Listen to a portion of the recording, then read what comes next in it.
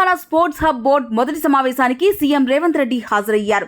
గురువారం బంజారాహిల్స్లోని ఓ హోటల్లో హైదరాబాద్ వేదికగా సమావేశం నిర్వహించారు.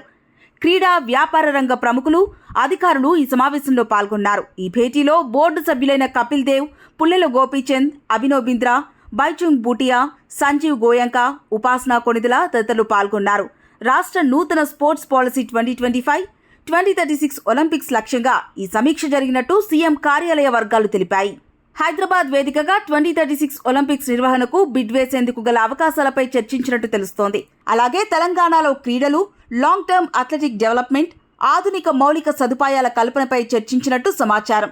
స్టేడియాల ఆధునీకరణ, 56 నియోజకవర్గాల్లో మినీ స్టేడియాల నిర్మాణంపై ఈ సమావేశంలో చర్చించినట్టు తెలుస్తోంది.